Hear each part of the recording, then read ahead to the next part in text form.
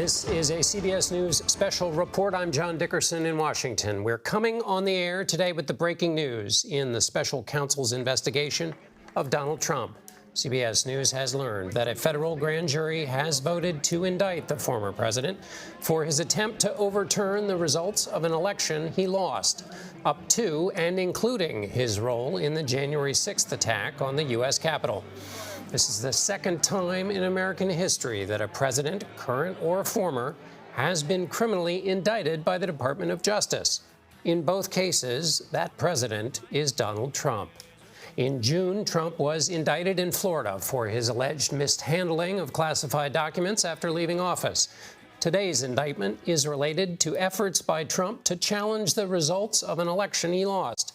Up to CBS News has learned that attorneys for President Trump met with federal prosecutors in the special counsel's office last Thursday. Mr. Trump then posted on his social media not long after that meeting. And he wrote, "My attorneys had a productive meeting with the DOJ this morning, explaining in detail that I did nothing wrong, was advised by many lawyers, and that an indictment of me would only further destroy our country." CBS News correspondent Scott MacFarlane is outside the courthouse where the former president's indictment was just handed up by the grand jury. Scott? It was at first sealed when it was handed up by this grand jury about 30 minutes ago. Now it's been released. It's a 45-page indictment with 4 felony charges. Let me read them to you, John. Conspiracy to defraud the United States, conspiracy to obstruct an official proceeding, obstruction of and attempting to obstruct an official proceeding, and conspiracy against rights. If that phrase, obstruction of an official proceeding, sounds familiar to you, it's because more than 300 of the January 6th riot defendants have faced that charge. The official proceeding being the January 6th electoral count. These are felony charges. Now, the second federal criminal case against former President Trump, just released here in federal court in Washington. This is where the case will exist, in Washington, D.C. And based upon the nomenclature of the case number, John, I can tell you this case appears to be assigned to Judge Tanya Chutkin, a 2014 Obama administration appointee who has been noticeably and particularly critical of what happened at the Capitol January 6th and has had some criticisms for the former president when she handles the sentencings of many of the January 6th defendants who've come through her court. So it's 4 charges that do align, John, with what we had from the target letter Donald Trump acknowledged receiving on July 15th. It's that language that indicated obstruction of an official proceeding and conspiracy against rights. We're going to read through the 45 pages of this indictment just released as handed up by a grand jury and its foreperson at 5:15 Eastern Time today, August 1st, 2023. Scott, we're looking right now at the front page of the indictment. And would you go through for us those 4 counts again, for those of us who are not as well versed in this as you are? And as you say, this tracks essentially what the expectation was. But go through those 4 counts again, if you would. 3 of them have the phrase conspiracy in them, which is somewhat common in a federal case and certainly begs the question, are there more defendants to come? Would it take more than one person to execute a conspiracy? It's conspiracy to defraud the United States, conspiracy to obstruct an official proceeding. Again, as a very common charge from the Justice Department in January 6 cases overall. Obstruction of, an attempt to obstruct an official proceeding, again, that official proceeding being the January 6th electoral count, which was very much obstructed for several hours that day, and conspiracy against rights, which is a broader term for a charge that goes against people who have power, positions of authority. In some cases, it's police officers facing that charge, or even judges in the past have faced that charge. In this case, it'd be a former president of the United States. There's a lot of granular detail in this indictment we're going to pick up on. But those 4 broad-based counts don't come as a surprise, John, based on what was in the target letter Donald Trump received. There were certain statutes quoted in that target letter that indicated these very charges. But this is an initial indictment of Donald Trump. His first federal case is in the Southern District of Florida. His second federal case right here in the nation's capital in Washington. And Scott, give us a sense very quickly, if you would, of the drama, if there was any, of this proceeding, or was it otherwise kind of business as usual in the federal courthouse? This happened in what I would characterize as a garden variety way. The magistrate judge on duty, Mokshila Upadhyay, was handling grand jury returns today, and about 5 p.m. Eastern time, 2 different prosecutors came in. A Department of Justice prosecutor to hand up from a grand jury 2 different charges on 2 unrelated cases, and then an attorney who's been associated with special counsel Jack Smith's case came in and announced the handing up of 1 indictment. The grand jury foreperson in the case was there in the room. They didn't give the initials or the name of the defendant in that case, as is often the case when grand jury indictments are returned. They said they wanted that case sealed. Well, it is now suddenly available and unsealed to the public. A 4-count felony count indictment of the former president. And just one note, logistically here, when you have a federal felony case, it has to come from a grand jury. A prosecutor doesn't do that unilaterally. It comes through the grand jury system, which is why we've been on high alert throughout this day, because the grand jury was seen here early this morning, departed here mid-afternoon, but the grand jury foreperson wasn't seen leaving. So we were expecting some movement in court, and it happened after court closing hours at about 5:15 Eastern. All right, Scott McFarland, thank you so much with the latest reporting. Robert Costa, your thoughts on these 4 charges? This is a stunning moment in American history. A former president of the United States has been accused of trying to defraud the United States. And this was, in the words of the special counsel in this indictment, a sprawling conspiracy to overturn a presidential election, not with Trump as some kind of accomplice, but as the person really spearheading the entire operation inside the Oval Office, pulling every lever of power, trying to pressure his vice president to overturn the election. We know former Vice President Mike Pence has been a key witness in this January 6th investigation. Conspiracy to work with someone like John Eastman, the outside conservative lawyer who authored what's called a blueprint for a coup, a 2-page document saying that Trump could falsely argue that there was voter fraud and thus the election needed to be sent back to the states. And why the term defraud the United States? Because the special counsel, based on our reporting, has been interviewing witness after witness saying, did Trump knowingly say he believed the election was rigged, even though he didn't have any evidence to back it up, but did he keep pushing this false claim? And they believe they have enough evidence based on all of these witness interviews that they can now say Trump went forward with these false claims constantly in front of the American people, knowing that they were not backed up by facts. Even if Rudy Giuliani was waving affidavits in the air, they didn't have credibility. This is an aggressive move by special counsel Jack Smith, not to paint Trump as someone who was called into some decision by outside lawyers, but Trump as the mastermind of an operation to overturn an election and take American democracy to the brink. So the indictment says the former president of the United States spread lies, that he knew that they were lies, and the things that he was saying, not only he had reason to know, but actually knew were false. And to pick up on Bob's point, that makes the former president the central actor in the greatest crisis played out on live television about the peaceful transition of power in our country's history. And the indictment holds him to account. And it's also reflective, we should point out, of criminal referrals made by the January 6th committee. The first 2 referrals it made were obstruction of an official proceeding, and number 2, conspiracy to defraud the United States. Those were the first 2 of the recommendations that came from the House Select Committee on January 6th, and they are reflected in this indictment. And the former president has said, well, I got lots of advice from lawyers. You're the president of the United States. You are the singular person who either can set this in motion or stop it.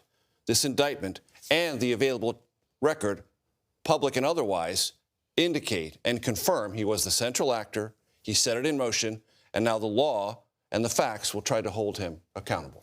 Jeff Begay's Jack Smith will speak at 6 o'clock this evening, we're being told. What do you make of this indictment?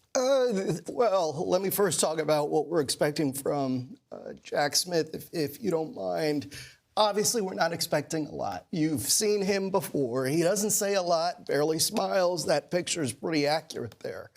But if you look at this indictment, this is built on the backs of the 1,060 people who've been arrested, charged, convicted so far in the nearly 31 months since January 6th. There were a lot of people early on who thought, oh, there's no way they're going to charge a former president. Well, of course, if they believe he is the ringleader. And that's what you see in this indictment. There's a lot of work that has been going into this, not only by the special counsel's office, but also the U.S. attorney here in D.C. who has prosecuted all these people who followed the orders of the former president's supporters, as well as the president himself, come to Washington, D.C. They did. Some of them came armed. And of course, we saw what happened, and 1,000 of those people, and there are going to be more. You know, that investigation hasn't ended. This one hasn't really ended either. There's more to come.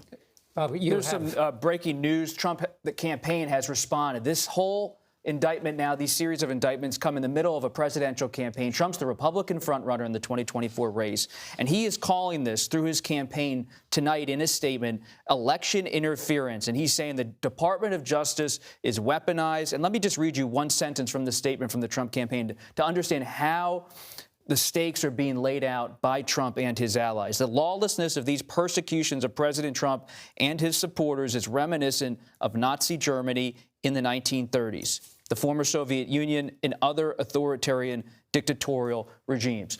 So this is not just a response to a legal proceeding. This is a politically charged and historically dramatic moment with real gravity for what this country can endure in terms of American democracy when something's being compared by the Republican frontrunner to something that occurred in Nazi Germany, all while the investigation, as Jeff said, continues apace.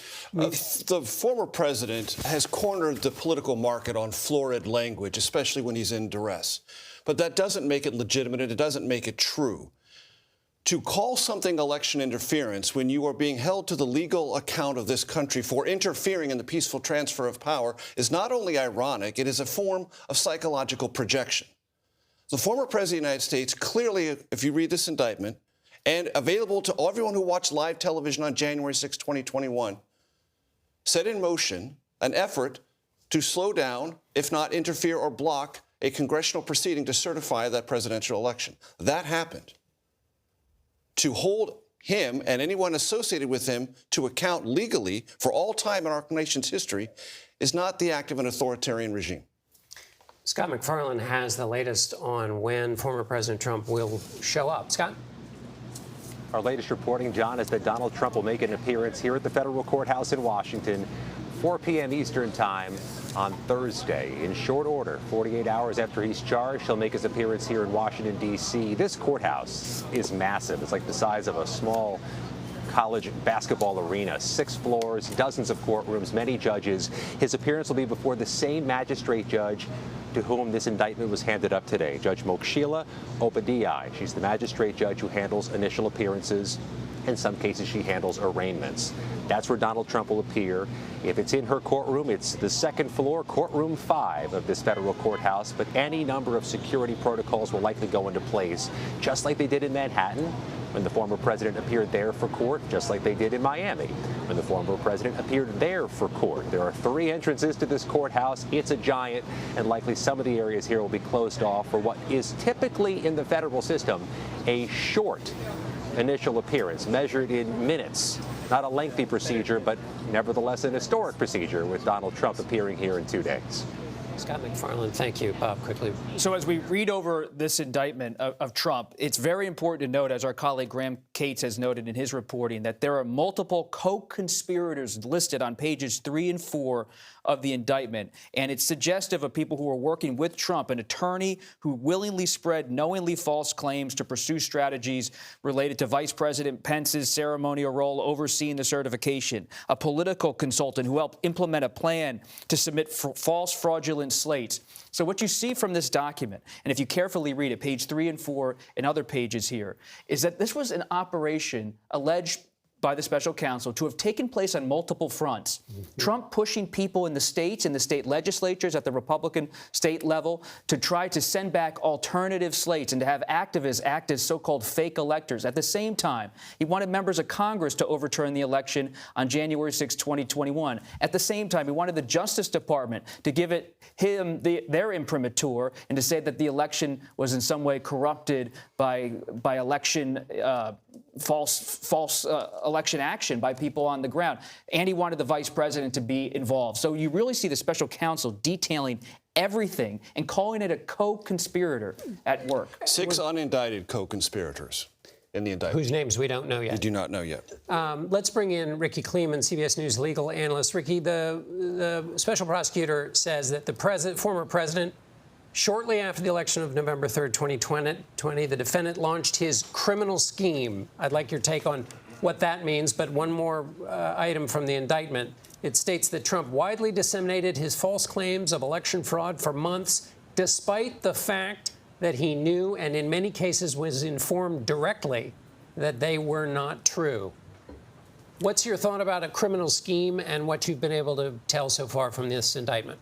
Well, of a 145-page indictment, John, we're looking at, out of a 45-page indictment, we're looking at 130 paragraphs, which detail facts that create the elements of criminal offenses. There may be a political overlay here, and we can talk about the political overlay at another time.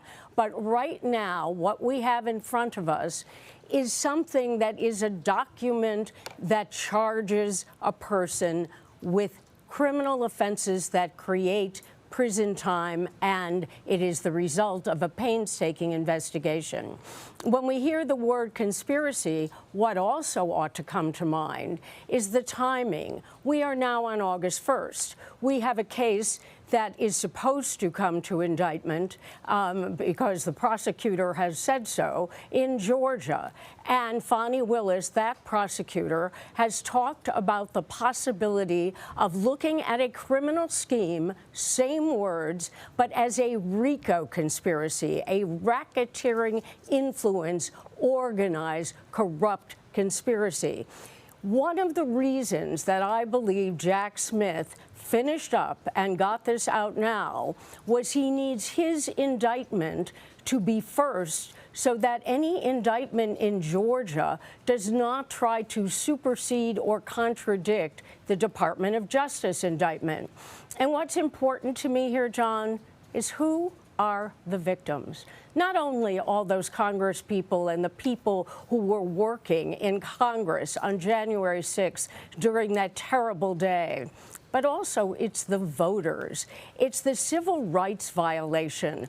Whose rights were abrogated? It's the voters, in the sense that their votes were going to try to be taken away by a scheme that had gone on for months to say that those votes in those 7 states should be flipped.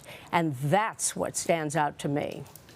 Ricky Kleeman, thank you very much. With us now is Scott Frederickson, a former federal prosecutor. Scott, pick up wherever you would like, but also would you address this notion that the former president mentioned in one of his social media posts? He said he was told by lawyers. Bob Costa has been reporting that may be one of the prongs of his defense, which is, I was just following the wise legal counsel of those around me. Major also addressed this. How much of a shield is that in this case? Well, I think the indictment meets that head on. 5 of the unindicted co-conspirators are attorneys, his own attorneys, except for one who was a Justice Department attorney. There is a advice of counsel defense, but you don't have an advice of counsel defense when your own attorneys are your co-conspirators. If you assert an advice of counsel, you waive that privilege, and that means the prosecutors get to look at all those communications.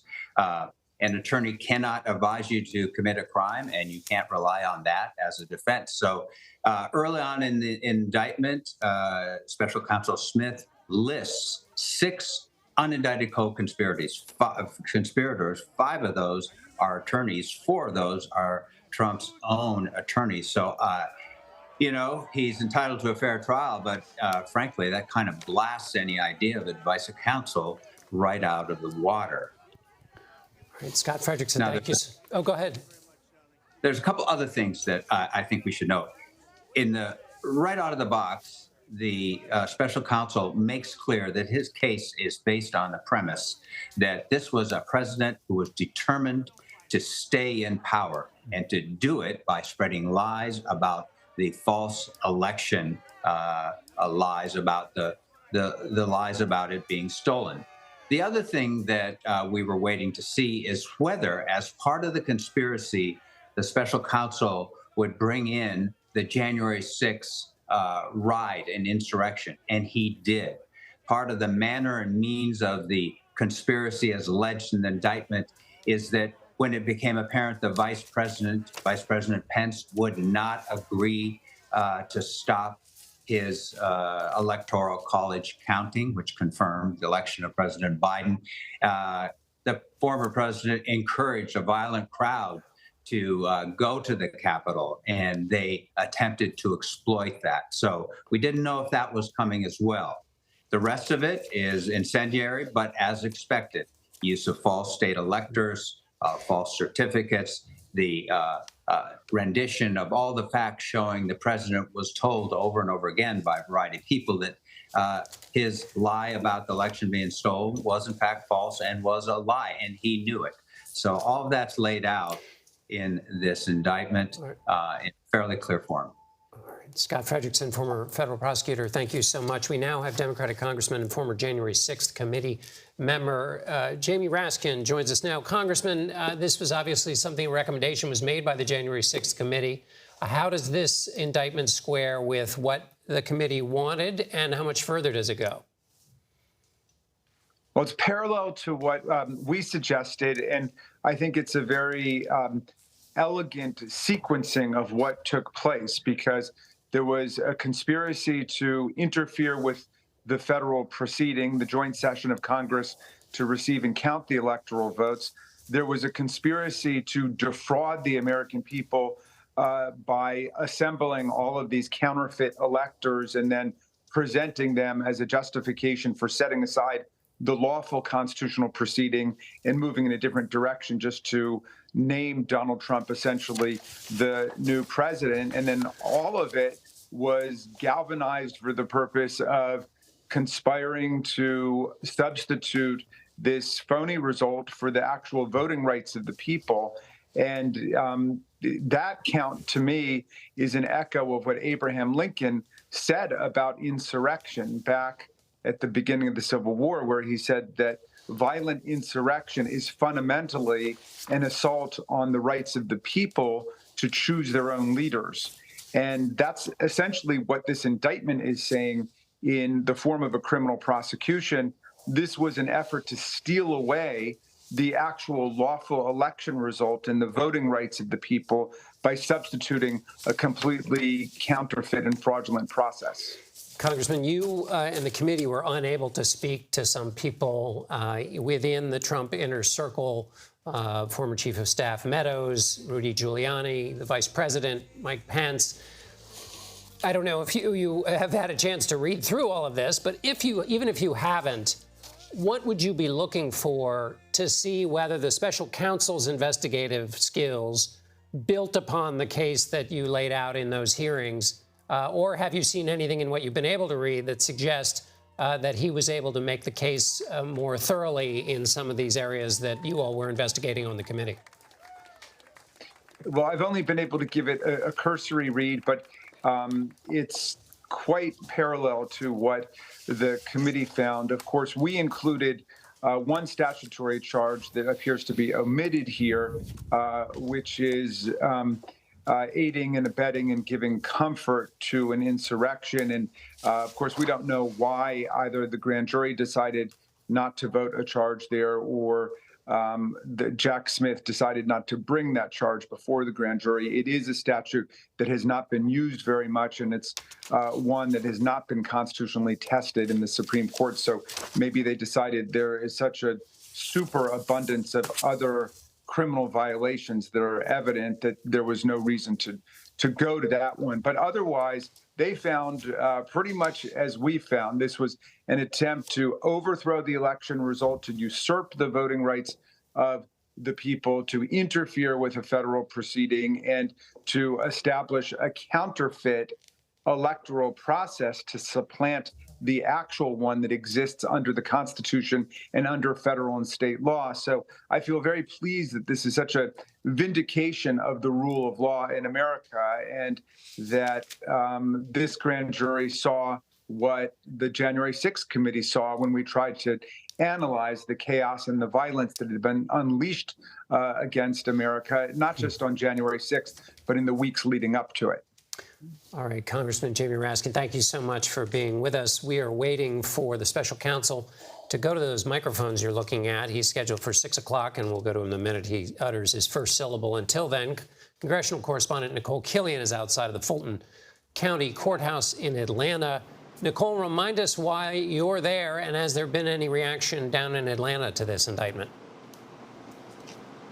Yeah, well, certainly this is on the radar of Fulton County District Attorney Fani Willis. In fact, we heard from the Fulton County Sheriff earlier today who spoke to reporters who echoed what we've heard from the district attorney here, is that they are ready to go in terms of their own case that they have been pursuing in regards to alleged 2020 election interference. And the sheriff noted that it is even possible that he could send a team to Washington to observe in the event that the former president is arraigned and makes a court appearance in Washington, D.C. That is something that they did not only in Miami when the former president appeared there, but also in New York to prepare, because we are currently in a window where the district attorney at any time could announce a charging decision in her investigation, which has spanned for more than 2 years. And of course, the centerpiece of that investigation is a phone call that was made to Secretary of State Brad Raffensperger in the days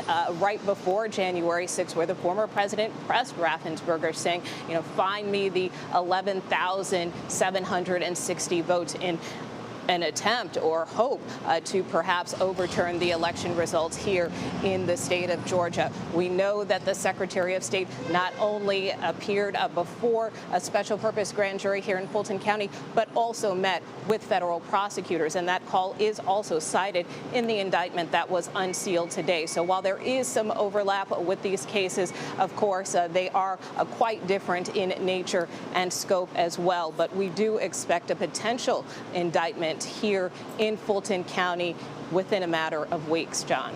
Nicole Killian, congressional correspondent in Fulton County, on just one of the portions of what the special counsel has called a criminal scheme by the former president that he alleges was launched just after Election Day on November 3rd, 2020.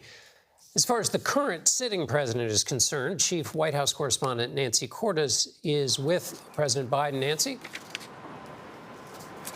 John, we're in Rehoboth Beach, Delaware, where President Biden is on vacation, keeping a low profile. We have asked the White House for any reaction to this indictment, but we don't expect to get one, frankly.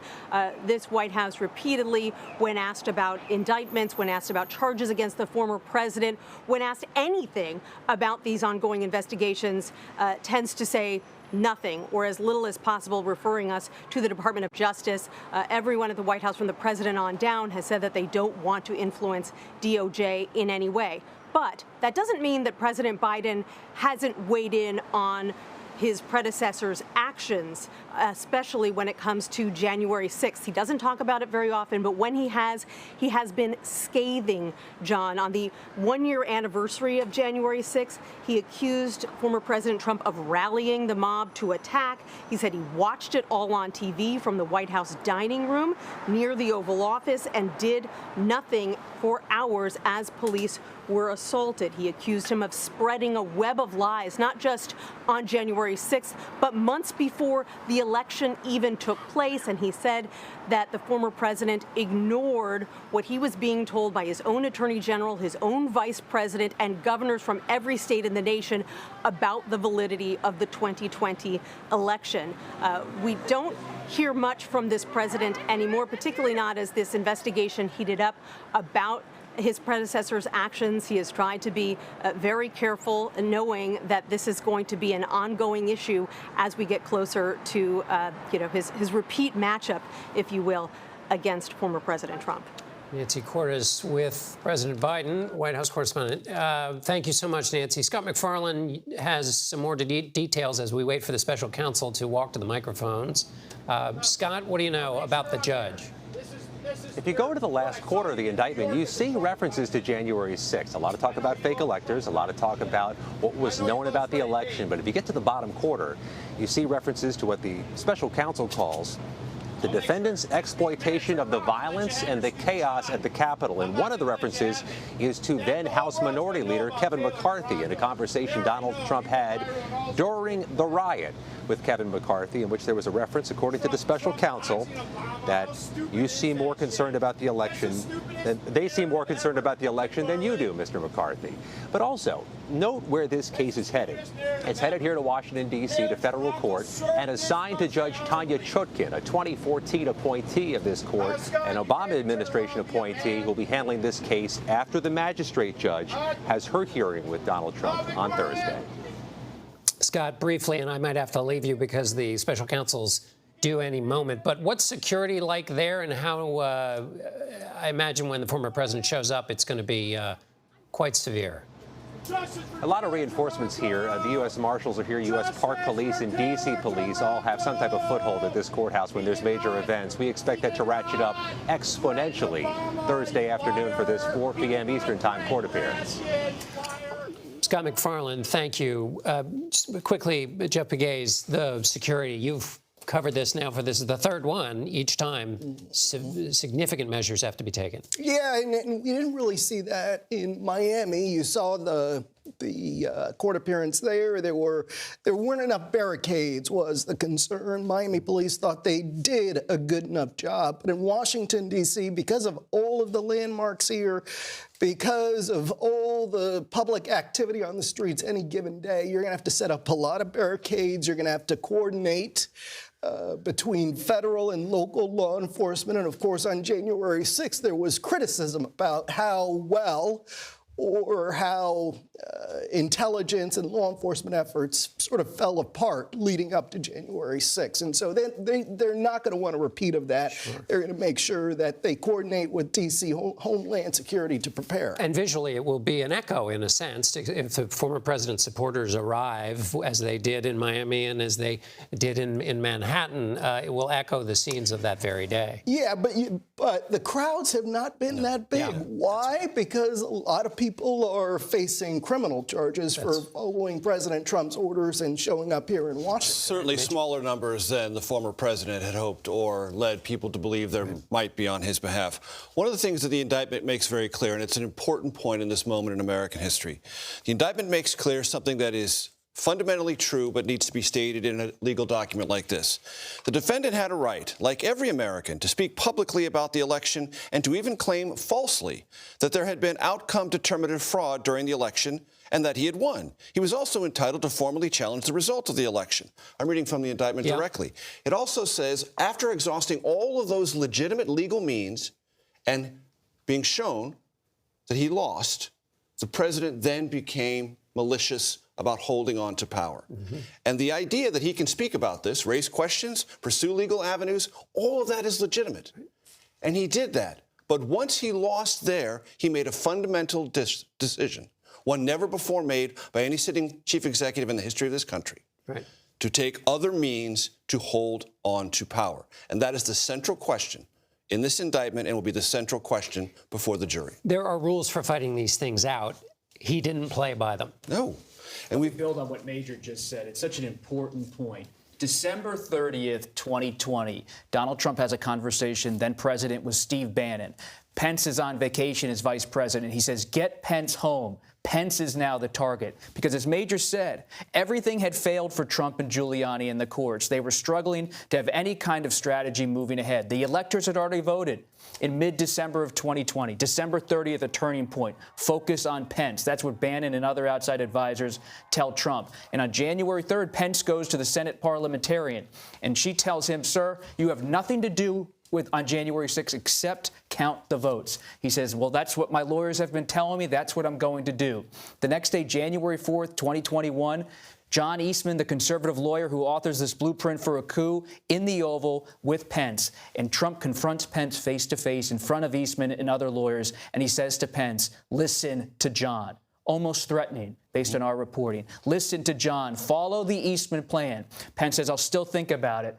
Let me take my time, but I can't do it, Mr. President. The next day, Trump calls in on January 5th, Pence into the Oval Office, for the ultimate one-on-one with Trump. Trump is so into the moment, and this has been confirmed by testimony in front of the January 6th committee. He opens the door to the Oval Office so he can hear the gathering mob outside on Freedom Plaza. A freezing cold night. Some of the aides to Trump walk in the Oval Office and they say to themselves, why is the door open? Gusts of air are coming in the room. But Trump wants to hear the mob outside, and he says to Pence, infamously, based on our reporting, you have to do this for me, Mike. You have to do this for me. Walk away from the certification on January 6th, because what was the hope? That the certification would be delayed. And if it was delayed, then the conspiracy would be effective in Trump's eyes, because the states where at least Republicans controlled the legislatures could send new electoral slates.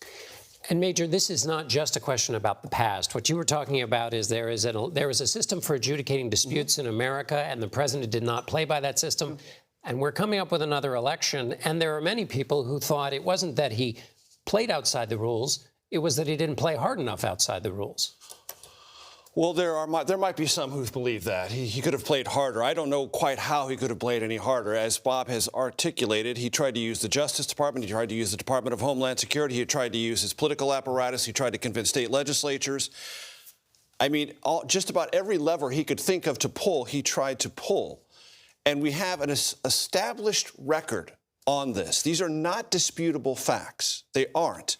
And the testimony that makes them indisputable facts comes from not Democrats who hate former President Trump, not think tank people who are not aligned with the Republican Party, Republican Party stalwarts, Trump administration stalwarts, people handpicked by the former president. They are the central and most important witnesses in this case, and they will be as this case unfolds. We've had close elections in our history, John. You know this as well as I do. 1800, 1824, 1876, 1960, 2000. And every single one of those close elections in which the fate of the country was in the balance for those who were most aggressively competing for that power, all of them had a central choice to make. Do I try to undermine this system, or do I live within its guardrails? Every single previous president lived within those guardrails until this one. And one thing we have not mentioned, as a result of January 6th, 5 police officers died. I mean, think about those pictures. I will never forget the picture of the guy beating on the officer with an American flagpole. To me, that said it all. This was a mob attacking these police officers, and too often, I think, and I'm sure the families of the officers feel the same way, they get lost in all this. But that was a violent day.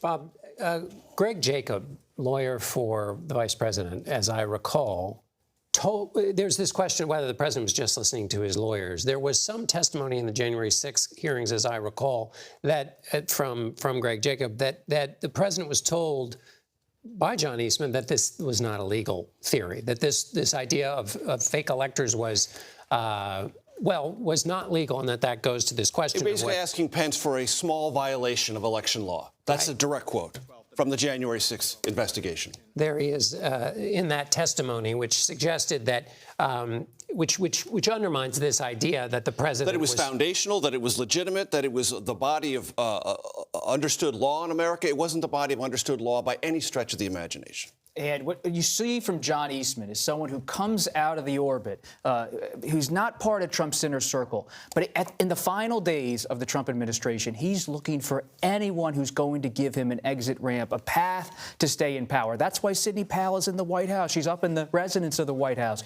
talking with Trump about potentially seizing voting machines. And that's why John Eastman, who was not known by Trump, a lawyer from California, is brought in because he says, well, there might be a way. But you're right, Greg Jacob, the counsel for then Vice President Pence, in that January 4th meeting, Pence says to Eastman, why don't you just go meet with my lawyer, Greg Jacob, and hash it out? And so they have a private meeting in the old executive office building, John Eastman and Greg Jacob. And in that meeting, based on under oath testimony from Greg Jacob before the January 6th committee, Eastman reportedly says, well, I did float this theory to Trump, and I have authored this memo, but I'm not really sure it's going to hold water. And Jacob explodes. In fact, he's a mild-mannered person, but he explodes in terms of being a lawyer, saying, how is this circulating at the highest levels of the federal government? Yet Eastman persisted, because even on January 6th, when the Capitol is under siege, Jacob talks about how he's communicating with Eastman via text messages and email, and Eastman saying, follow the plan, follow the plan.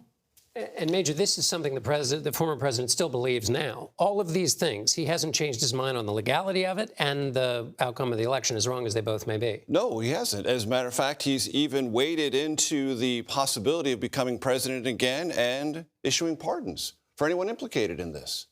So that puts in a nutshell his approach to the facts, to the law, and to power. If he reclaims it, he will pardon those who helped put this in motion. Jeff Pegues, we got about a minute, apparently, until Jack Smith shows up. He doesn't say a whole lot when he comes out. No, he doesn't. As you guys know, I sort of bumped into him on a plane to Miami, and I was just watching his mannerisms just to see if he would crack a smile with his team, maybe drink something. I didn't see anything like that. He seemed focused, even sitting, I think he was sitting in a middle seat, may have been a window seat, but sort of blended in. Most people on the plane, I don't think they knew who he was. And he wasn't trying to draw attention, but we just spotted him. And what do we... Part of history now. Yeah. I think indelibly. He's done, I think, 100 triathlons, so I think he has the fortitude to make it through a middle seat. What do we know about his operation? It's been pretty unleaky, just as these kinds of investigations go. Does it have a character to it? Jack Smith's character.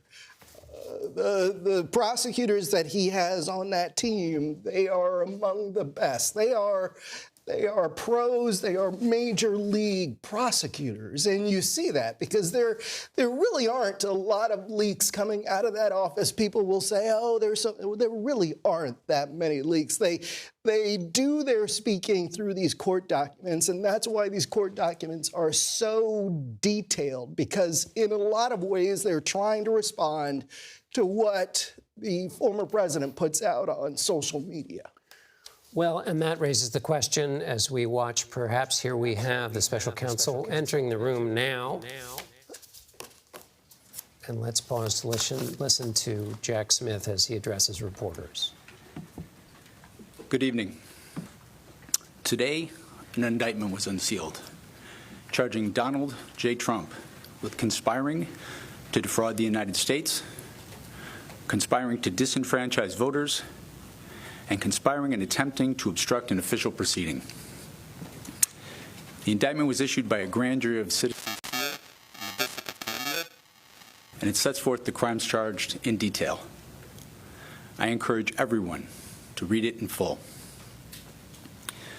The attack on our nation's capital on January 6th, 2021, was an unprecedented assault on the seat of American democracy. As described in the indictment, it was fueled by lies. Lies by the defendant targeted at obstructing a bedrock function of the U.S. government, the nation's process of collecting, counting, and certifying the results of the presidential election. The men and women of law enforcement who defended the U.S. Capitol on January 6th are heroes.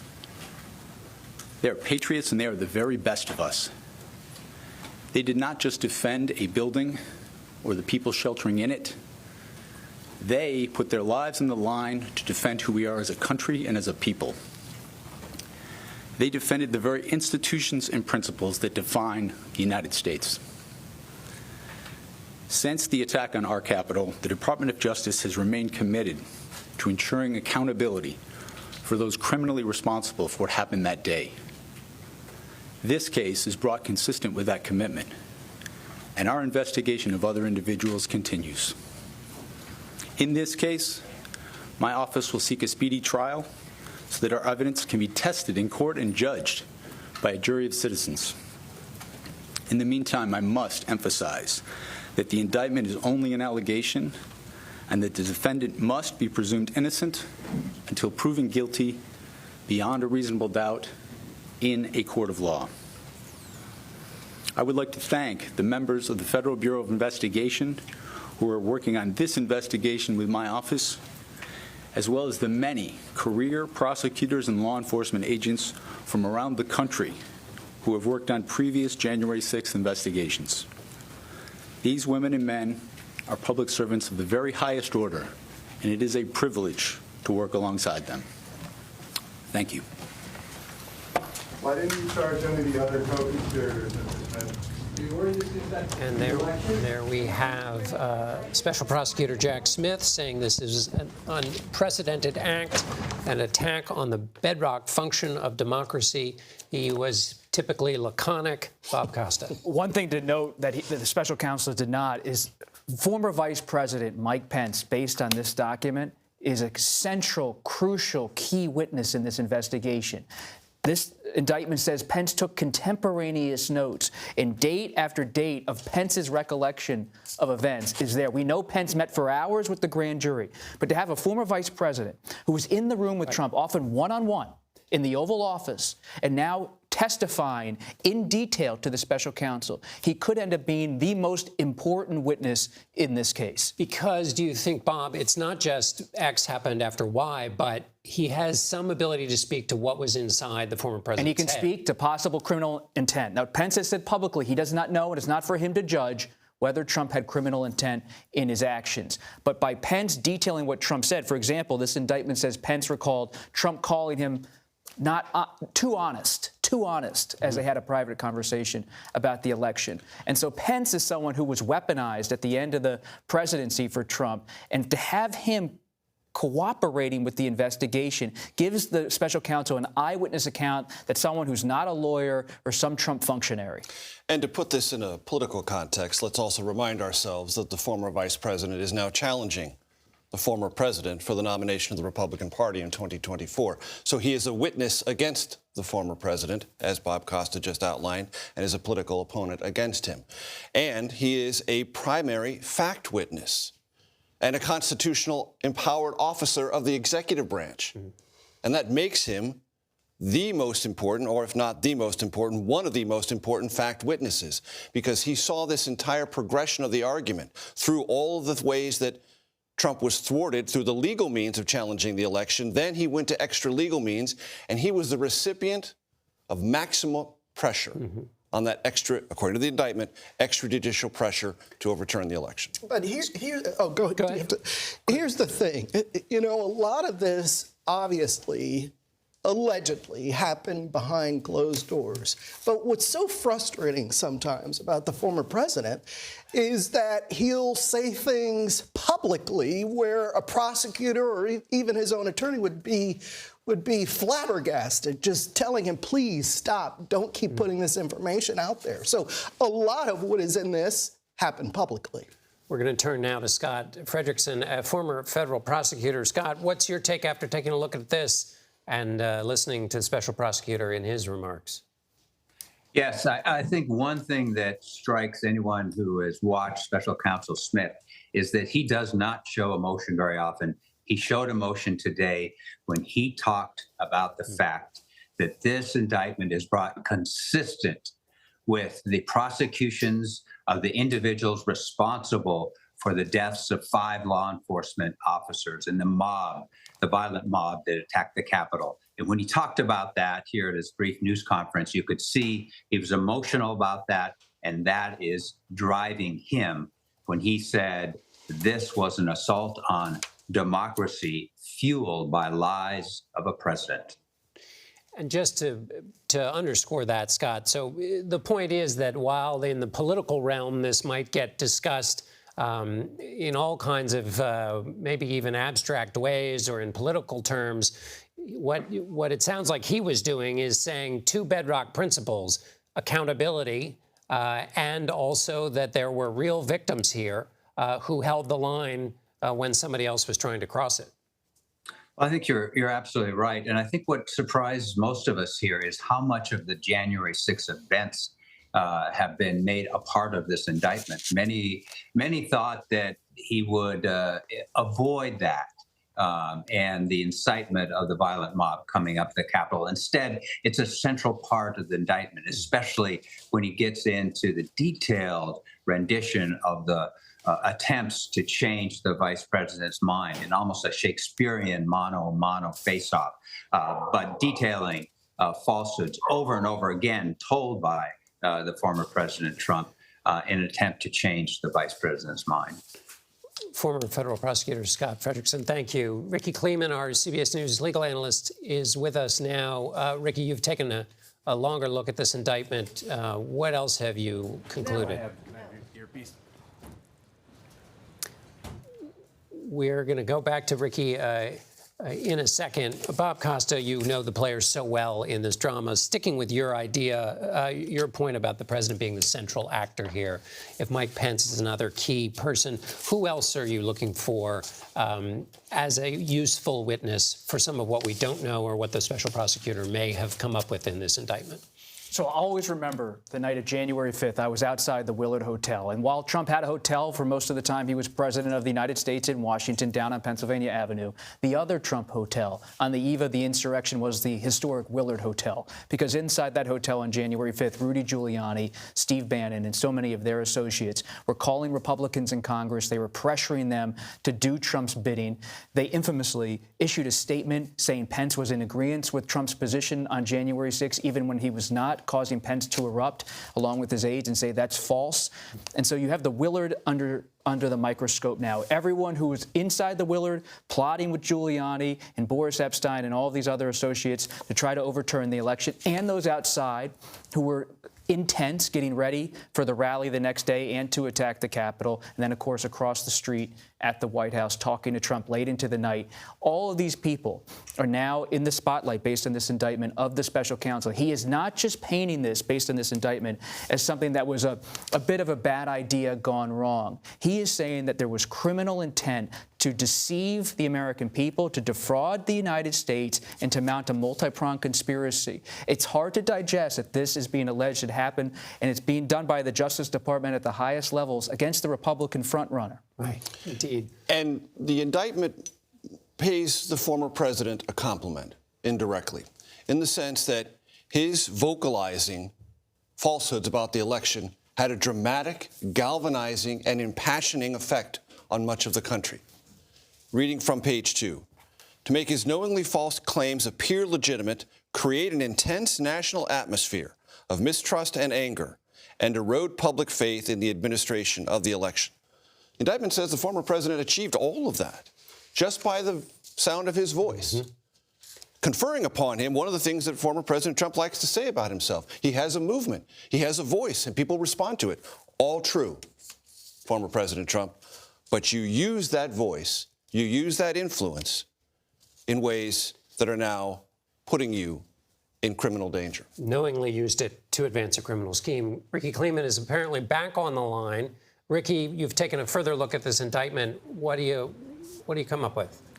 When I look back, John, at my prosecutorial days, what I wanted to know were who are the victims, what did they suffer, and how did they suffer? Well, the major victim here, of course, is democracy.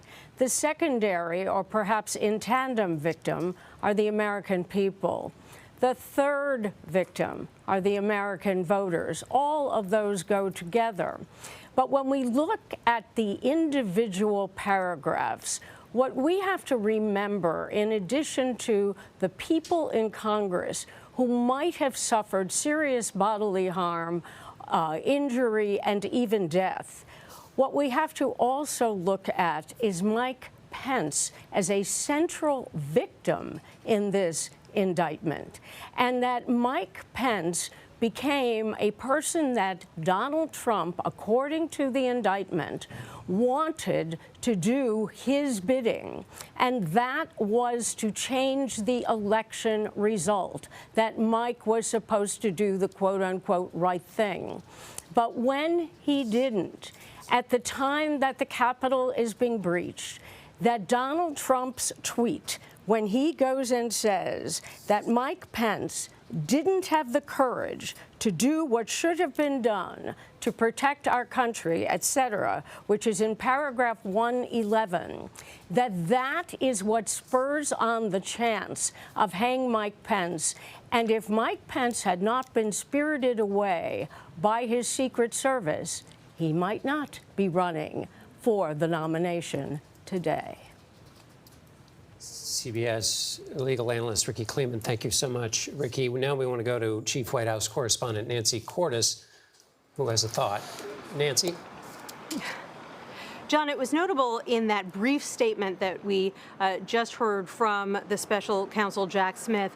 One of the things he did say was that he's going to be seeking a speedy trial. That's notable because we know that he's not getting a speedy trial in the case in Florida having to do with former President Trump's handling of classified documents. That case is not going to go to trial until at least mid-2024, just a few months before the presidential election. If he were to get a speedy trial in this case, let's say early 2024, then the trial could take place and we could have an outcome well before the 2024 election takes place in November, possibly even before the end of primary season. And that's notable, of course, because President Trump is currently the runaway frontrunner, according to recent polls. And actually, his lead appears to be growing all the time. This is something that the Biden campaign is obviously watching very closely because they are anticipating a matchup again against former President Trump. But when we asked the Biden campaign whether they had any reaction to this new indictment, they said, as predicted, no comment. Nancy Cordes, thank you, Nancy. Scott Frederickson, I want to bring you back in on something that Nancy hinted at, the calendar. But let's forget the political calendar for the second. How does whoever is in charge here operate all these different investigations and indictments and court trials all at the same time? There are three, the president's indicted 3 times, plus there are several civil cases. How does all that get coordinated? Well, it's a good question. There's no formula. It's not provided for in any federal rule, let alone any state rule. Oftentimes, it's the first case indicted, and they take it in turn. But I think what's interesting here is that this case, which will come to the arraignment for the former president on Thursday, this case could actually jump ahead of the Mar-a-Lago documents case for one important reason. There are no classified documents involved in this case, and the classified documents are a serious complexity in the Mar-a-Lago scheduling. It takes a lot of time to work through those issues. There are none of that issues here. So I wouldn't be totally surprised if this judge, the new judge here in Washington, took this case and moved it ahead and moved it into early 2023 ahead of the Mar-a-Lago case. Of course, the former president will fight that and want to delay it till after the trial. But I think the judge could also make a point that this is the most important case. This is the one indictment that charges criminal conduct while the president was in fact in office as the president, unlike the other cases. So it goes to the heart of kind of the most important charges against him. So I could see this case getting moved forward in an earlier time slot. All right, Scott Frederickson, thank you for that analysis of the calendar. Once again, former President Trump has been indicted by the special counsel on 4 counts tied to his attempt to overturn the results of the 2020 presidential election. Among the charges include conspiracy to defraud the United States and obstruction of an official proceeding. Our coverage will continue on CBS News Streaming, your local news, and tonight on the CBS Evening News. This has been a CBS News special report. For all of us here in Washington, I'm John Dickerson.